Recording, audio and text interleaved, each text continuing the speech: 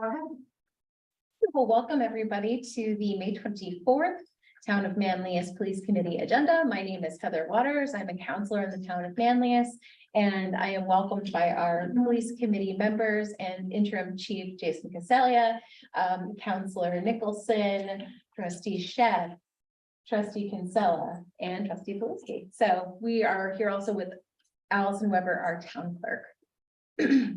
We have an agenda that is available on our website. And you may be watching this at another time because we record our meetings, we broadcast them to Facebook and have them available on Facebook and through YouTube. You can join all our meetings in a hybrid format. You can come in person to town hall or you can join us online. With that, I'd like to ask actually Chief Casalia to lead us in the Pledge of Allegiance. I pledge allegiance to the flag of the United States of America and to the republic for which it stands, one nation, under God, indivisible, with liberty and justice for all. Thank you. Great. So first thing on the agenda, we want to go ahead and reconfirm the dates. And I want to thank you all for understanding of the rescheduling and the delay in meetings. We wanted to come back together after we had leadership in place. And so we'd like to have this meeting sort of be our reset meeting and then get right back on track with the rest of our yearly agenda, June, August, October, and December dates as they're listed here. And that was just an informational point. And then next is old business. I don't have any items that are specifically ready for old business, but I want to ask if anybody wants to raise anything now. Okay, moving on to new business. One of the things that I think we need to do going forward is make sure that you have a quick way to access what's been happening with the police department in an accessible format. And so I'll always provide links to the website or Facebook, which currently has our press releases. You can see here the release of the 2022 TMPD annual report is available online and is now on our website. And you might want to take a moment to review the 2023 presentation and documents for the budget, which includes a whole section for the police department and our 2024 budget timeline. We have budget workshops that start in August and early September. And so what we'll do is coordinate and say that in August, we'll want to go ahead and talk a little bit about items for the budget internally before we meet with the chief and the team working on the draft budget so that you've provided some input ahead of time. And then of course, you'll be consulted throughout the process. And then the last piece is just in terms of the chief search, we're lucky enough to have Interim Chief Casalia with us, who has all this experience. And one of the things that we want to do is not just revive the old job description that exists, but have an opportunity to look at it and make sure that it's sort of inclusive of everything and is reflective of leadership of the force today.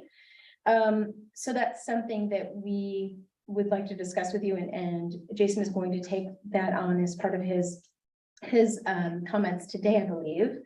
But overall, what we want to move forward with the search, and since it's a search that would be national and allow us to see candidates from wherever and include an opportunity for Chief Casalia to throw his hat in the ring or other folks who are interested, we would have a process that would allow Chief Casalia to sort of in a consulting manner, give us his take on where things are, but also enough of a separation that the search will be an independent process and one that we will have a part in.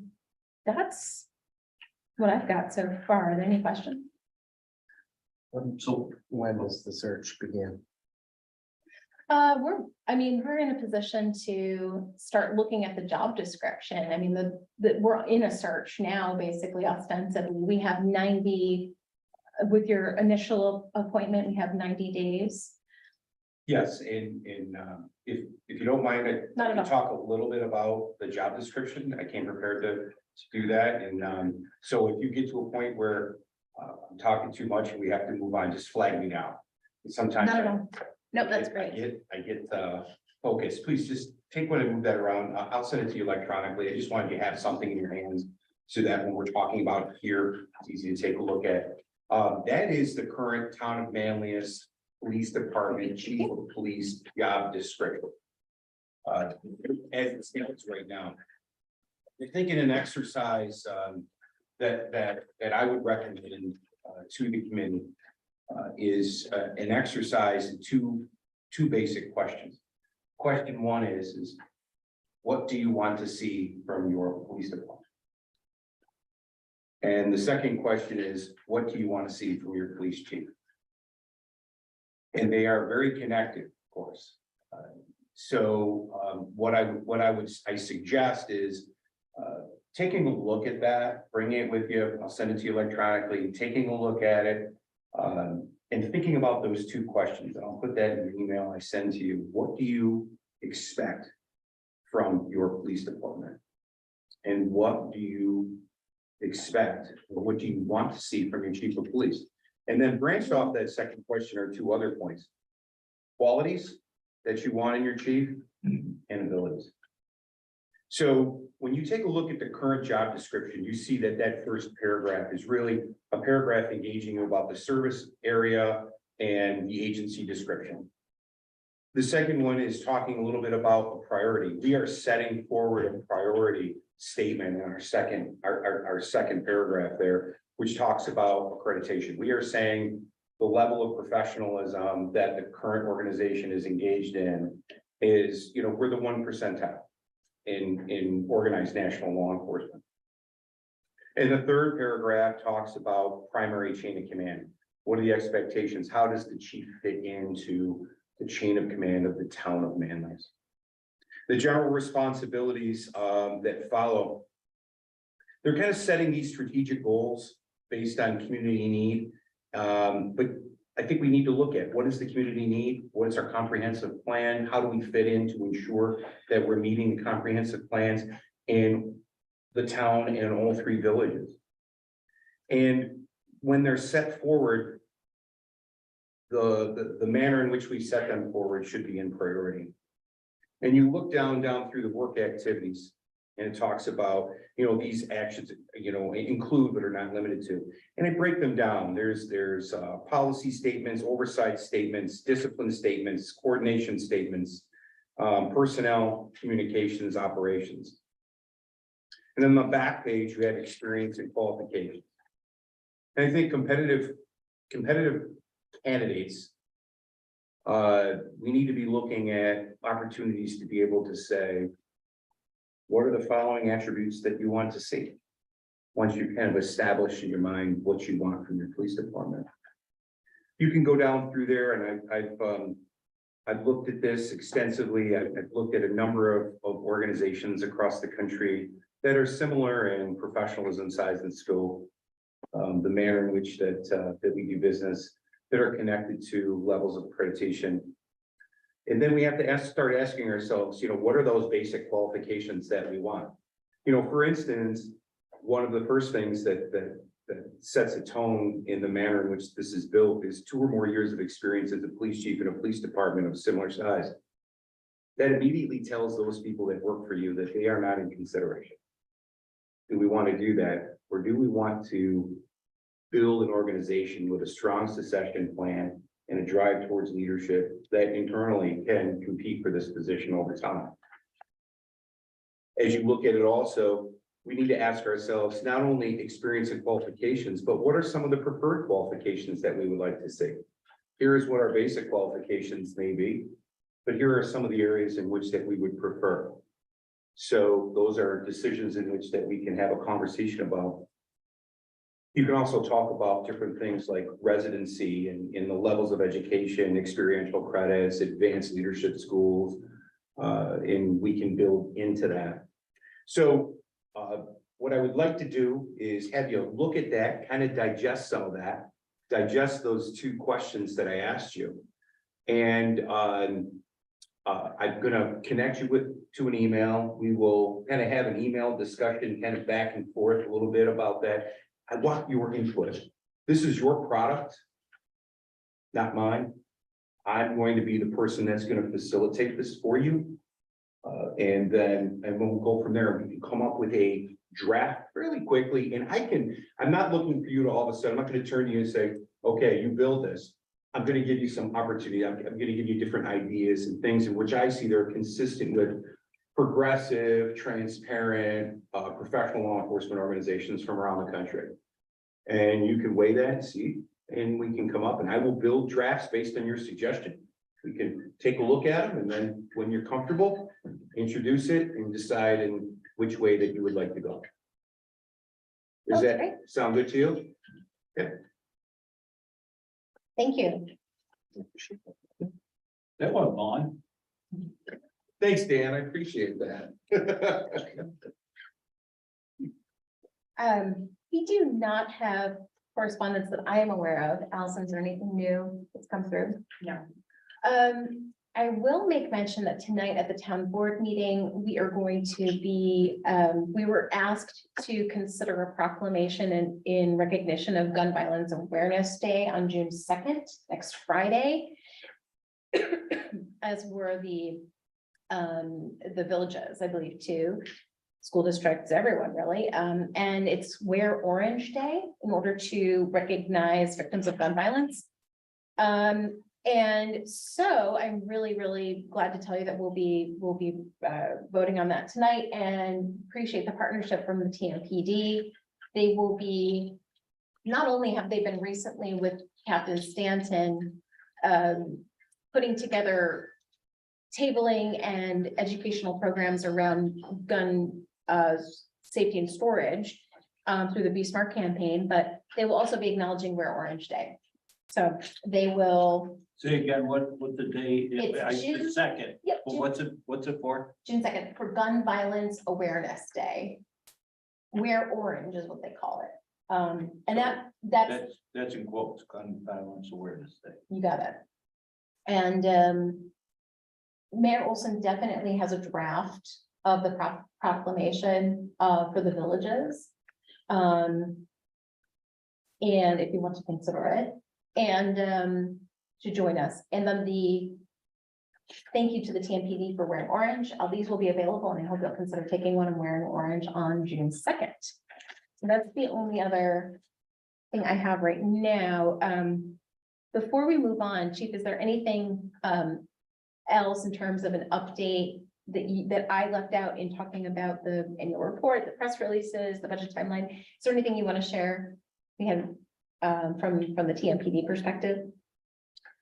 I have a few things in regards to just my police chief report, my interim report. Are you ready for that? Oh, we're ready for that.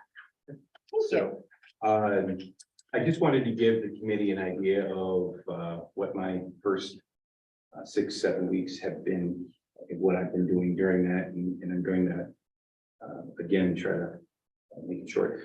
First, I'm meeting with all the members of the organization. We're sitting down, getting to know them, understand them, and I'm interested in knowing what, why they find themselves here, how they find themselves in public service, what their plans are and their focuses are for the future, where they see themselves in the future of the organization, and a number of other things. I also met as groups during our annual in-service training, so I was able to meet with everyone in larger groups, but a more personal setting, just one-on-one information tends to flow a little bit better, and there's a pretty good conversation. In the process, I'm evaluating the organization's performance, effectiveness, efficiencies, our current budget. I'm looking at also our budget, our 2024. I started talking about budget, where we are in 2023, where our progression is, what it's looking like in understanding the impacts that we have right now. we are always assessing the way that the organization communicates, both internally and externally. And all organizations have trouble in these areas. Nobody does it. You know, I've never seen an organization that just does it right. We all have our challenges, so we're constantly looking at ways in which to improve communication, not only throughout the organization, but up and out to you, so that folks have an understanding of what we're doing and what's going on. I've met with our primary partners, our villages, our town, our school districts. I'm continuing to meet with, conducting meetings and lunches with public safety professionals not only in the town, but in our region that we rely on for support and business and community leaders. We are currently doing a workload assessment. We are assessing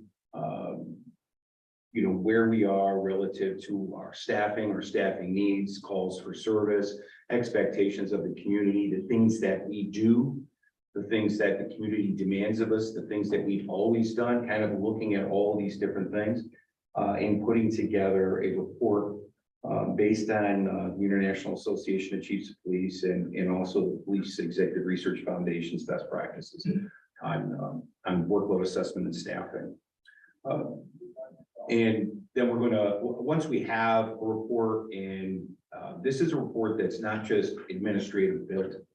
We are building it administratively, but then we are going to be working with our union partners, our staff, so that when this report does move forward and is able to go to the town and to our partners,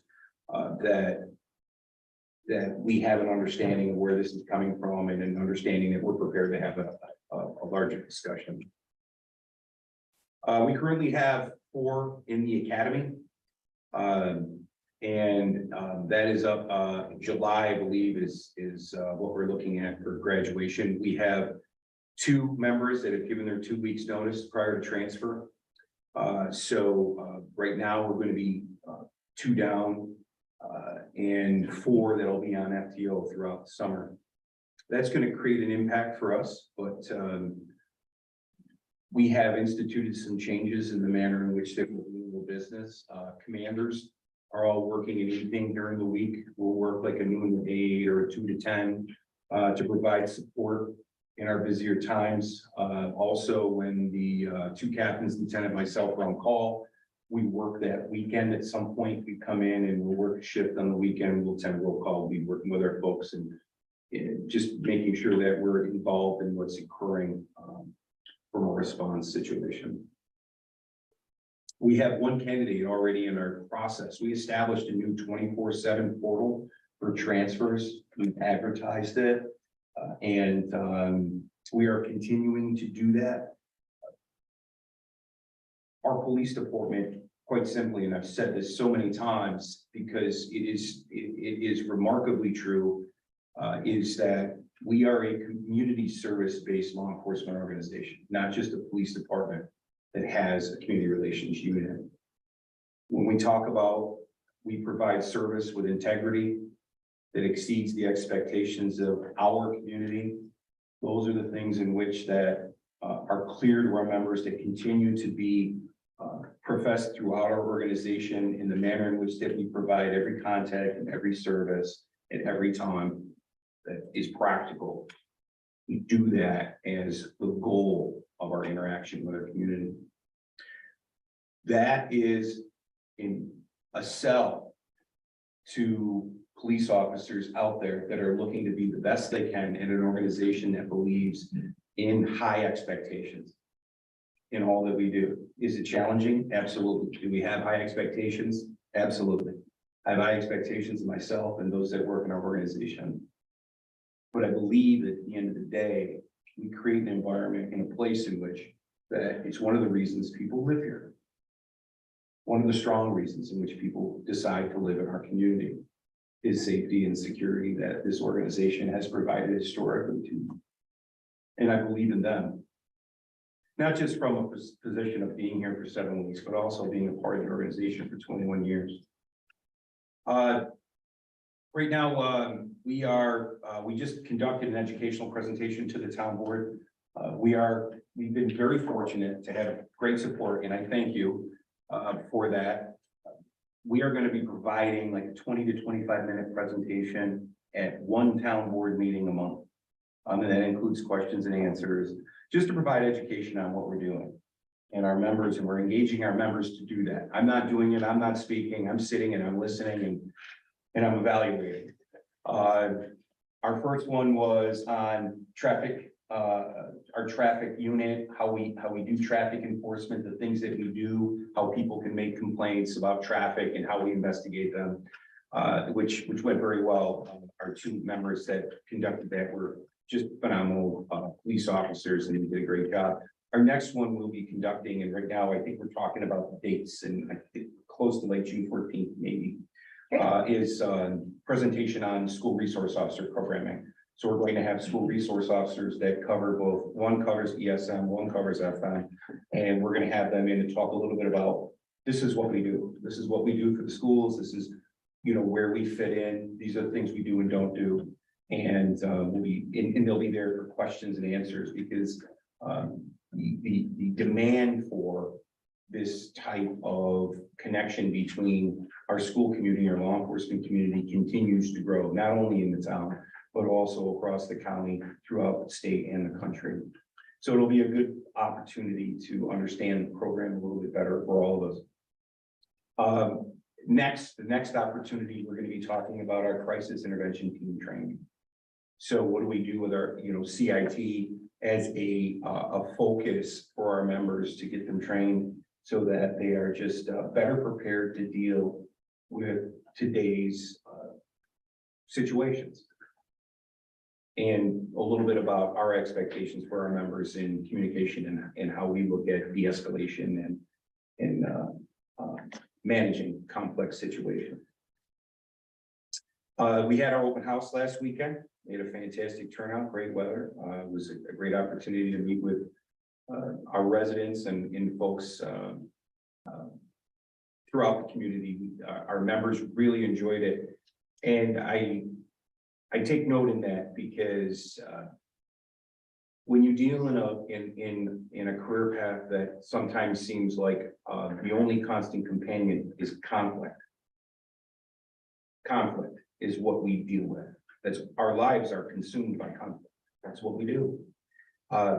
Being able to sit back and work with the kids, fitting bike helmets, serving them hot dogs, however funny that sounds, but just being a part to see smiles, faces of people that are excited to see you. It was great for our staff, it was good for our community also, and I know that they enjoyed that. Teal Ribbon Run went very well. And our folks managed that very well on the same day that we had our open house. So we were able to get the volunteers to be able to do that. So I was very proud that they all pitched in. We have Memorial Day coming up Monday with 3 villages having parades. We're excited. We're always excited to be a part of that and to be your partners to ensure that the villages all have what they need in order to have that. Our special orders are already out. Our personnel are in place. And I'll also be there on Monday and looking forward to that. Additionally, we've had conversations with our labor management team. So we'll be going into negotiations in short order with our union. And I've been asked to participate in that, and I'm very happy and willing to offer any kind of assistance I can to that process. Outside of that, if there's anything that I can answer for you. Yeah, I have a whole list of, but first of all, on behalf of the village of Fayetteville, welcome to your position as chief of police for the town of Manlius. Thank you, Dan. And we thank you for being available and listening to the call for help. Communication, how do you communicate what you're going to present at the town board? Is it just on the agenda? I'm not saying I read the agendas all the time, or do you have your own website that you, show what you're doing. Like, for example, I didn't know you had a weekend, a Saturday thing. Oh, for the open house, Yeah. how do we put that information Yeah, out? was that on the? website? Yeah, so we put that out like in our social media and you know, all the different functions of the social media process. And I'm happy to take, you know, more of a responsibility and a role to get that out to you. Yeah, I'm not good at social media. Yeah, you know what, I'm not either, I have so kids that know how to do it. I will, that is a note, and I will make sure that we maybe look at some of those things and do some highlights of dates going forward, that we could make email. And people could have. Yeah, so that I could know that if I go to a board meeting, village board meeting, I can say, okay, the police are doing this, this and this for the weekend or Great. something like that. We could make sure we add them on the agenda too, so that it's sort of on your police committee agenda, you can say upcoming events for the TMPD, and we can have them That's there great as idea. well, Yeah, we can. if that's useful. Yeah, but if they're on the agenda and they're already gone. Oh, no, like as an agenda item for upcoming events. Okay. Yeah, All right. yeah. Okay. as reminders. Are we, am I still with you? Yeah, Okay. absolutely. Can we get a report on the deer accident, last year? So you want a 2022 motor vehicle crashes Well, involving deer? Yeah, if we go 22, 23, yeah. Okay, so if we did 22 and 23, Well, only yeah, in the 23 village. is early, so you could do 22. All in the We village. have to submit that technically to, Onondaga County. Did you submit it? I don't think we have. Did we submit it? Allison, by the way, thank you, Yeah. Allison, for all the work you do with, deer. No I problem. appreciate it. I just wanna make sure we're talking about the same thing. Are you talking about, anything that we submit in terms of getting payment from Onondaga County for the deer calling program? No, deer accident, deer car, Yes, we have not submitted that to my knowledge, but we can certainly, I can investigate how to do that. because we got asked about that. Can I ask a question? Isn't that a part of the deer management report? It doesn't specifically denote deer vehicle incidents. It's just says that they can and may and should be tracked with using, accident reports. In the annual report, I believe it's indicated, or we just heard about it in the traffic presentation, one or the other. It is, but Data. it's from a couple of years ago. Yeah, We need a current, that if sounds we, great. if you can get one. Yeah, So I handle the submission of the deer management permit to the Right. DEC, just to Right. say, hey, we'd like to do this. We reference those collisions, but we don't have to submit any specific data. So in that regard, I have not submitted anything. Thank you. No problem. So we could get that. I got a couple thank yous for you from, Route 5. Great that you communicated with, a Fayetteville resident on Yes. Route 5 with the signs, and it went very well. Good, thank you. I mean, I'll pass it on. to and our thank folks. you for the feedback too. Great. The length of, training for, people transfers, Mhm. how long do they have to train if they're transfers? So if there are transfers as police officers, and then we do a field training program. And our field training program is kind of cut to, we'll start off basic, but we advance based on their capacity to succeed. So when they meet their marks and show a consistency of understanding of the critical measurement areas that New York State Department of Criminal Justice Service requires, then we move them quicker.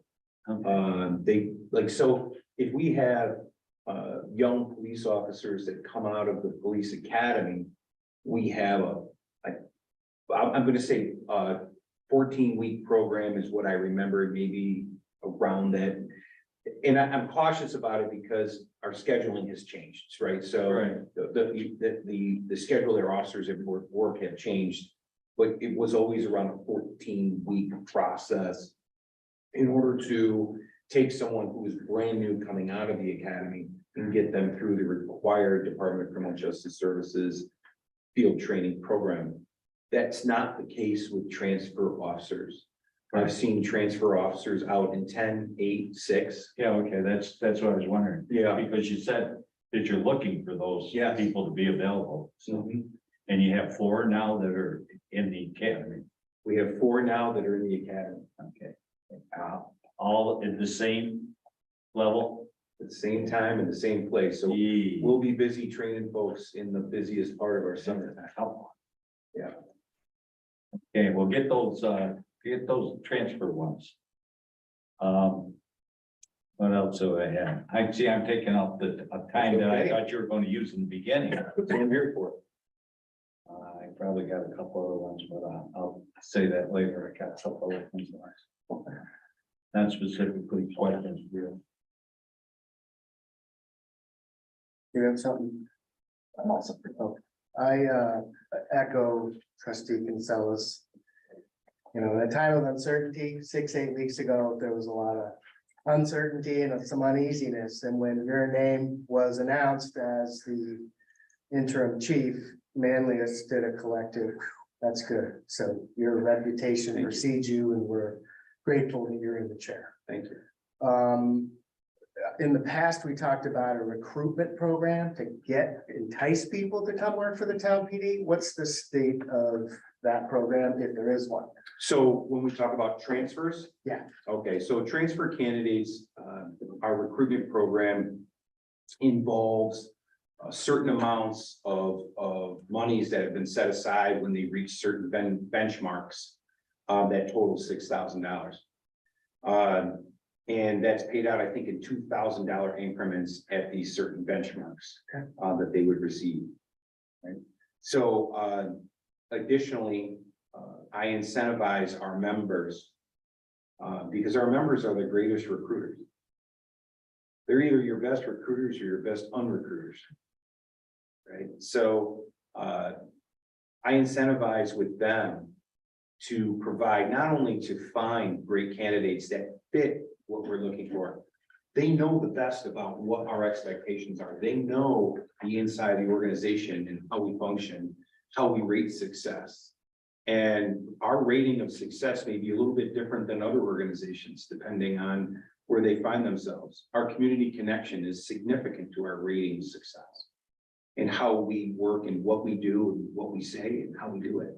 So they know that. And so our conversations has been, find these people, lead them to what I consider to be one of the finest examples of law enforcement organizations around. Let them come to us and see what we have. We have one that contacted us. We immediately invited them to open house.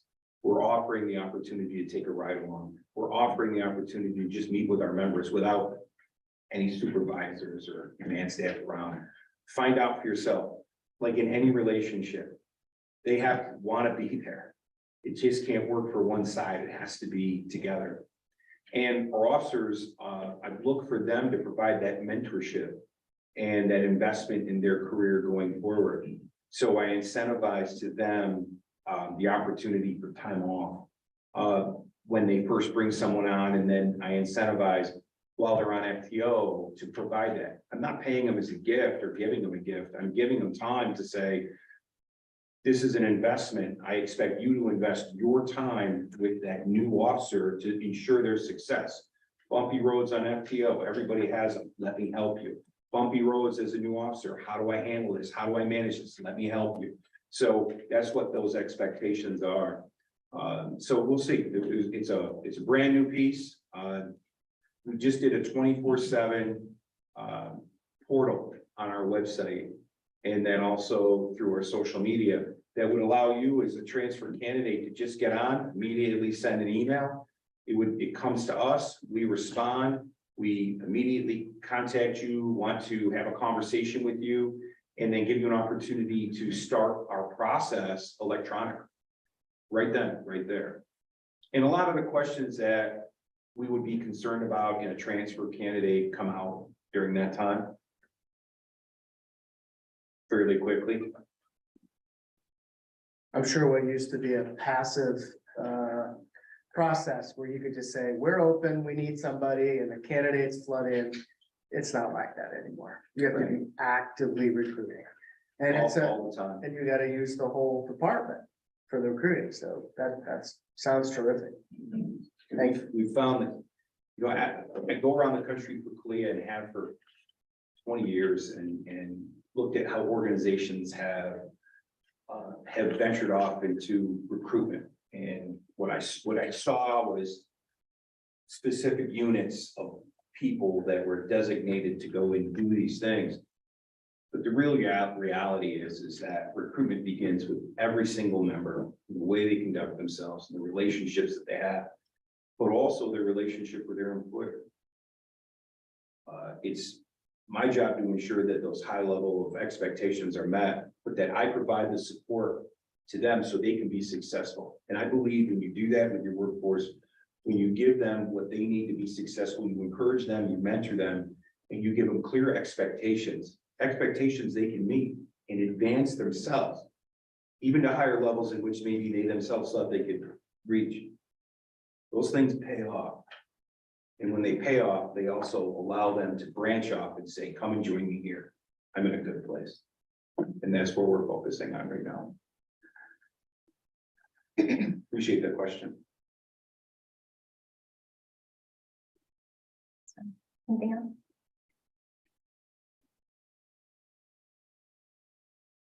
Yeah, you had some other things. Yeah, I do. I don't know whether it would be under new business or what. Yeah, well, why don't we ask, are there any other things any other questions you have for the chief before we move on to the privilege of the floor, which is certainly, open conversation question.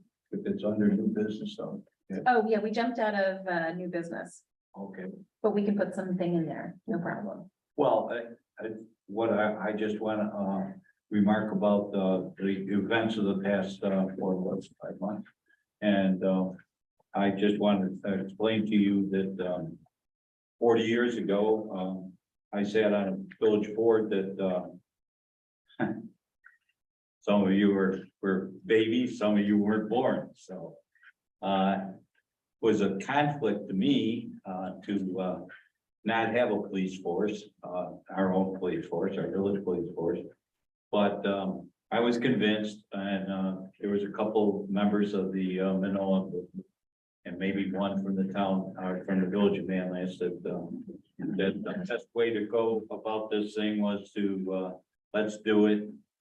It's going to, at that point, I think the town paid like they do now. They had a budget for the village of village of Manoa. And there were 3 chiefs. Obviously, that was a cost. There was this and that. But actually, at that point, the village of Fayetteville, with our own police, we were in charge. I hate to give up things. And I've always felt that way. I mean, we can give up things, and sooner or later, you're not an entity anymore.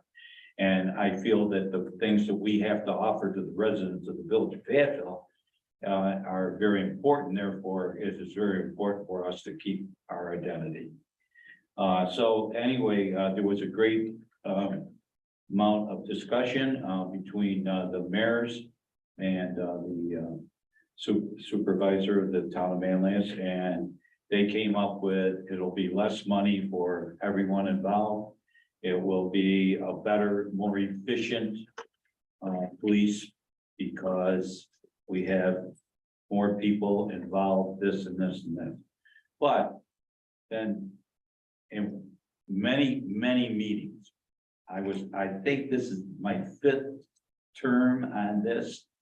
I was on it, then I was off it, I was on it, and I was off it. But it was good, and we had our disagreements within the police committee, but we actually felt like we had a say. But then what has transpired, and I don't know, when was it, 4 months ago? It was very, as far as I'm concerned, I was very disappointed. not knowing anything that was going on with regard to it. And, I had people, in the village, people outside of the village say, Dan, what's going on? Dan, what's going on? I kept saying to myself, why am I out walking the streets, walking neighborhood to neighborhood, going to certain establishments? And I am still at the point, nothing to do with Jason, I'm happy with. But I'm very disappointed that there wasn't more involvement with us as a police committee with what was transpiring. Thank you.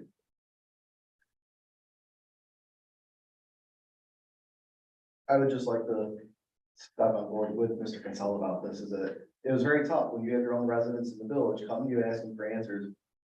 We couldn't say anything. We didn't know what was going on.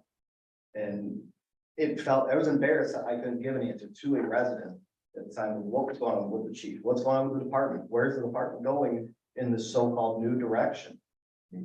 We couldn't get any answers, so I think we need to have a better, as you all ran on, transparency and open communication to what was going on. I mean, maybe down the road I can give an answer to somebody that, hey, this is what happened, or this is what wasn't happening. Privilege of man, that feels the same way, but we are very optimistic and hopeful for the future. Getting this group back together is a step in the right direction, and we want things to be better in the future, especially as it comes to transparency and communication. I would like to say thank you for finally coming back together. I will end with that. And hopefully, hopefully that what has happened, we all learn from it.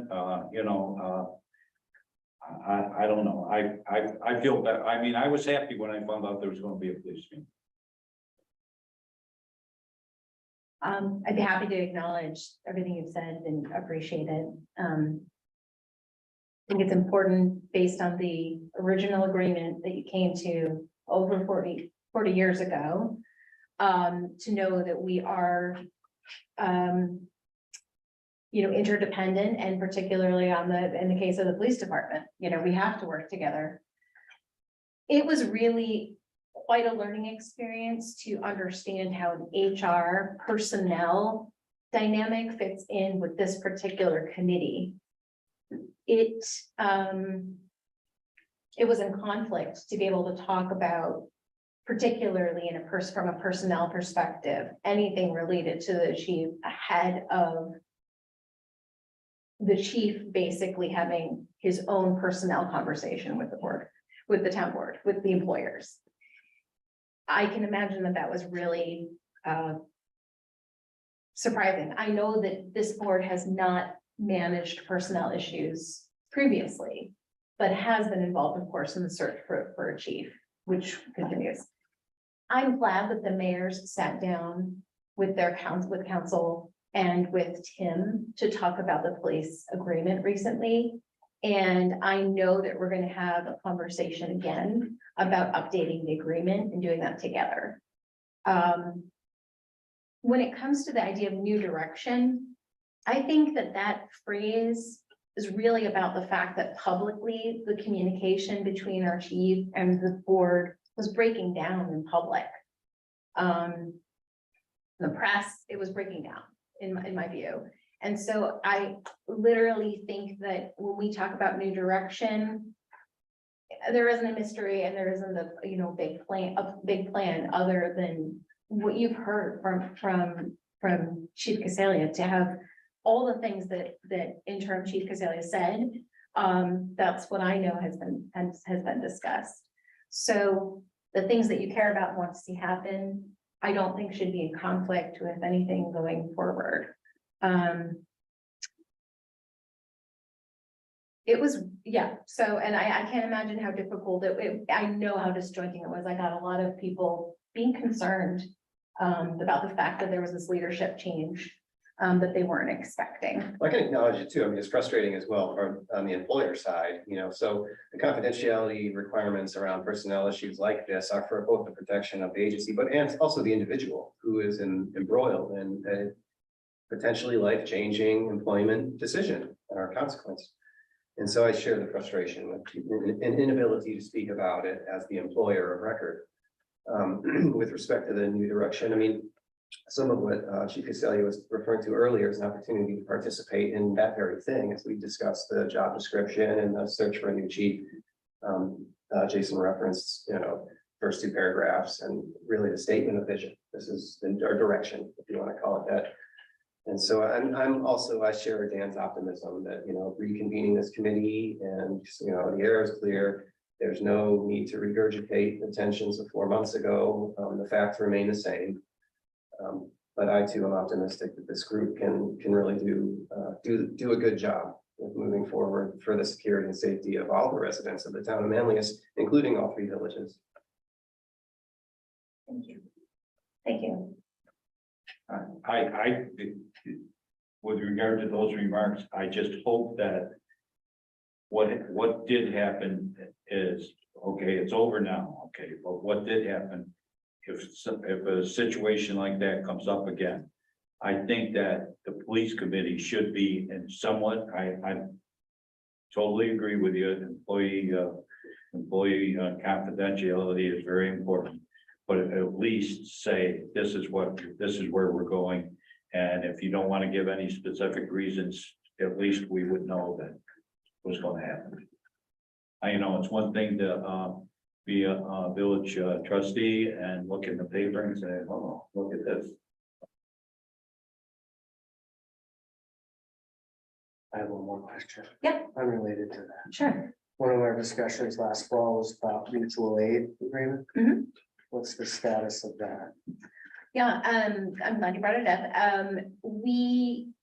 I know that Attorney Frateschi just had a conversation with the county about it and reconfirmed that we have a mutual aid agreement in place. Our mutual aid agreement in place should provide assurances to the community that we also have made sure to empower the chief of police to act without the board approving, mobilizing aid too, but our liability is the same. We have not changed in terms of needing to sign on to another agreement that would require us to turn over an existing law. And the county was comfortable with that, as we understand it too. So When you said existing law, I mean town law, our law. general municipal law already for the state, as I understand it, provides an expectation for mutual aid. And on top of it, we have our own mutual aid law. Exactly. But that was in conflict with what the county, because everybody. One else- aspect of it was. Only the one aspect, the liability. Okay. Yeah, and I believe we had confirmed that even with previous Chief Kroll, that there was no risk of not being able to receive support. We had received support, for example, from Yeah, there's county. other copious units. evidence of there's demonstrable evidence of active mutual aid assistance being provided now under the existing statutes. Well, that's good to hear, because originally the way it was presented was like every single municipality has signed off on this Well, the thing. assumption or the insinuation there is that we're missing out on some safeguard that we should have. And we maybe perhaps sloppily went about trying to make it clear that that's not the case. But here we sit today with, again, demonstrable evidence of active intermunicipal aid happening all the time. And that this agreement, the quote unquote agreement, really kind of just introduced a problematic new shifting of liability that we had to take issue with as the town's provider of policing. I think we were one of only 2 towns to even have a law for mutual aid officially on the books anyway, so. We were, in my view, we were in a case where others were catching up. Yeah. That's where we are with it. And Chief, had anything to say about? We have historically, as an agency, always provided help to those that asked and always received help when we asked for it. On an operational level, these are not concerns that I have. The the question is about, what happens after the liability piece, and in the position of the town is clear. They're deferring to the law that's already on the books, the general municipal law, and the laws that exist, rather than changing that. But that's separate and away from the operational necessity of having, that mutual aid. We have relationships with every organization in the region, and we have always provided assistance when asked. And it won't change under my command. And if you make the call, God forbid something tragic happens, you have zero concerns about others coming here to help us. I don't have any concern. If we have an emergency and we request help, I call for help. I know people are coming. Thank you. Thank you. That's great. Well, we are at 5:53. Are there, the privilege of the floor, is open still? Do you have any other? Here's what I found. Oh, AI and voice stuff. What were you looking for? Are there any other topics? I just want to ask for people's patience as the village of Manlius streets and sidewalks are a mess. I'm sure the chief's hearing about it, but the future looks marvelous, and it will be marvelous, but it's gonna take time. Thankfully, they're doing this all in the middle of the night, but Monday's parade, chief, I apologize in advance. I'm sure people are gonna be complaining about the state of the lack of a sidewalk to stand on for our wonderful parade, but thank you for your support in the. We only have so much time in good weather in our community to be able to do it. So understood. We're happy to do what we need to do. Absolutely. Thank you. Just same thing, we had our parade coming up on Monday, and then next weekend, the field days in Manoa, Yeah. Thursday, Yes. Friday, and Saturday. Thanks for bringing that up, because yeah, we will be providing service on the interior and the exterior to support that operation. And then, I'll be there too. Also, every Friday, the car shows, the officers are more welcome to come down and Great, visit. excellent. You have music and cars. Live music and food too, And food, yeah. Every Friday. every Friday except next week. What's the time? I can send you the. Would you send me Yeah, that piece? yep. I just want to get that out. You can pick your favorite bands too. Thank you. Yeah. They're great. I have one more thing. We haven't been together in so long. I know. Usually Yours is fun too, though. usually very quiet. Oh, we are coming back. That's right. We'll be in June. Given the increase in school shootings and such, can you just give us an idea how the increased presence at all schools during various times during the day? Just an overview of. Another great question, because that was almost those questions were being asked of me before I even got to see.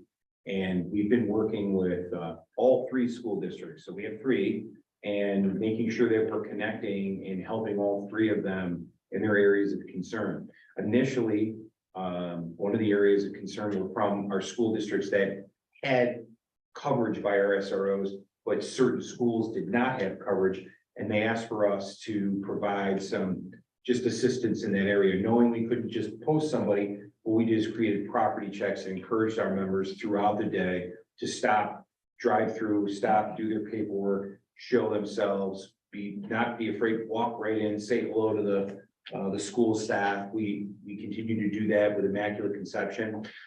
We've been talking with Immaculate Conception as they have been on a journey to assess what they would like to do as far as school security. And they're having those conversations within and also having those conversations with us at this time in regards to a direction that they want to go. ESM just passed the budget. I think you saw, if you saw ESM's budget, they also included an additional SRO. Staffing wise, I have proposed to the town for their consideration a SPO, which is a part-time member or organizations peace officer that we can hire externally in the organization, bring them in, train them, and utilize them. We have 6 of them right now in both in the FM and ESM district. This would be an additional, because ESM would like one more. And we continue to provide those same level of services. The school districts, they call the ball on these things. They are the ones that, request the help, and as a primary partner, we'll do everything we can to support them and provide for them what they need when they ask for it. So we've been increasing our, our presence with property checks, encouraging our officers to be around during the drop-off times and pickup times where the kids are.